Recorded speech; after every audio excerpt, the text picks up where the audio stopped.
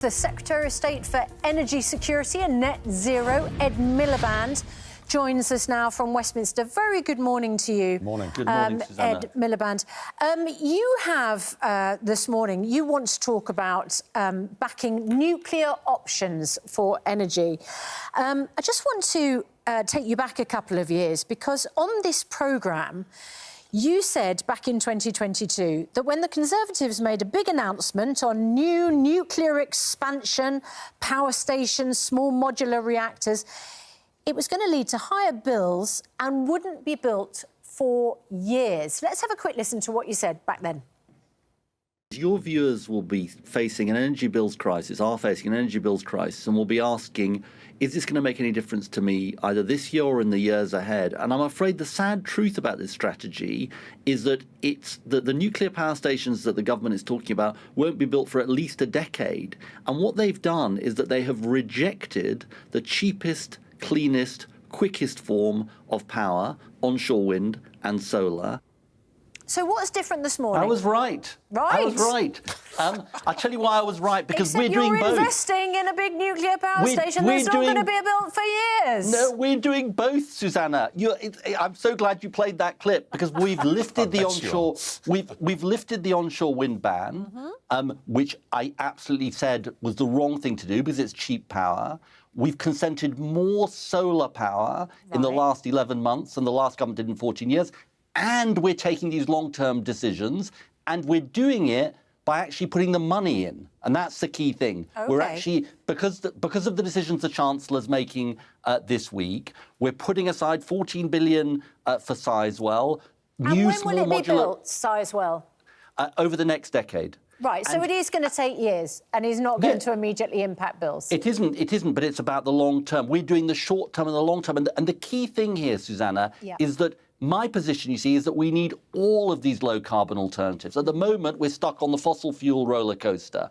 You know, subject those gas markets internationally, which shape the price, controlled by petrostates and dictators. We're doing the short-term things like solar and wind, and we're doing the long-term things, and it's good for jobs as well. OK, and you also said you were going to originally plan to insulate 19 million homes. Is that still going to get fulfilled?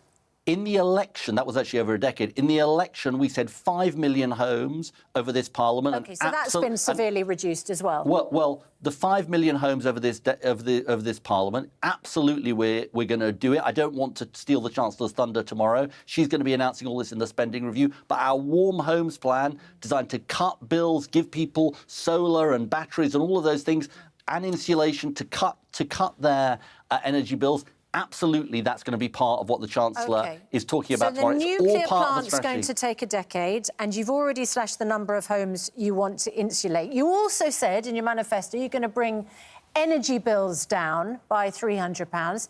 Energy bills have gone up. So how do we tell people a positive story about that? Well, we said we would bring down energy bills by up to £300 and by 2030, and we're absolutely committed to that. I'm sure you're committed to it. When's it going to happen? By 2030, which is when we said it was going to happen by. And look, this is the point. Everybody's bill right now will be £300 less. Up to £300 in 2030. Up to £300. That's what we said, and we stand by that. And let me just explain what we're doing. OK, so we can get this clear. You guarantee that our energy bills are going to be less than they are right now in 2030. Are going to be lower, yes. That is absolutely what we're about. And look, how are we doing it? We're putting solar panels on rooftops. We are putting up onshore wind, offshore wind. Is all part of the strategy to get people's bills down. Absolutely. OK, well, if we're all still here in 5 years, we'll play you the clip, what you just said, and we'll see where we stand. And maybe you'll be as grateful then as you just were now. I'm sure I will. The trajectory of energy bills does not look good for you. All right. We'll see. All right, well, good luck with Sizewell. Let's switch horses here. You know, everybody knows that your government has just performed a huge and hugely embarrassing U-turn. I just wonder if you were one of the naysayers to these cuts, the original cuts in the winter welfare, who said this is a terrible idea. We shouldn't do this. Are you one of those who says, I told you so? I'm not going to get into that, but look, there's collective responsibility in the government. I think what's happened here... Take that as a yes, then. No. Look, there's collective responsibility. Look, what's happened here is that the Chancellor set out an important principle, which is it doesn't make sense for everybody, however well off they are, to get the winter fuel payment. Two things have happened since then. One, we've heard the strength of feeling about the level of the threshold. Well, you heard that from day one. I mean, Sure. When the policy was announced, you had that strength of feeling. As somebody said earlier, pensioners, they shoot straight and hard. You knew the morning after what the strength of feeling was, but this has gone on for a year. But the second thing that's happened is that the Chancellor's made a series of other decisions to stabilise the public finances, significantly raising taxes, for example, on business and the wealthy in the budget. And that has given her, she believes, the room for manoeuvre to make this change in the threshold. And I saw Martin Lewis on your programme saying, he thought it was I think, dramatic improvement, he said. And obviously I welcome that change. He's not a political commentator, and to some extent we are. So let me ask you this straight question. Every single person that you shake a stick at will tell you that they don't believe the Chancellor when she says that the reason she's made the U-turn is because she can now afford to do what she couldn't afford to do last summer. What they think is, what they believe absolutely is, that she's done it in response to political reality, nothing to do with money. And that's one of the reasons that she's not able to say how she's going to pay for it. This is a political U-turn, isn't it? It's not a financial U-turn in that pure sense.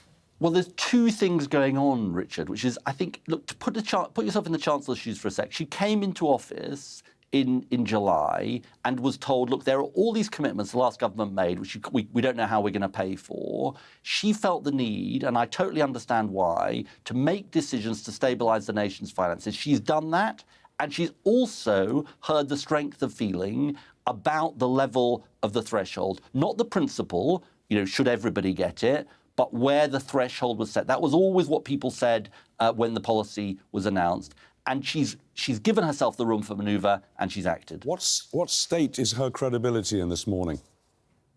I actually think it's good for the credibility of governments when they listen, and that's what she's done. I actually think the public will think it's the right thing to do, to listen, not to change the principle that the richest in our society don't get it, but to listen on this crucial question of where is the threshold set. And I think it's to the Chancellor's credit that she's done that. All right. Ed Miliband, thank you very much indeed for joining us this morning. Thank you.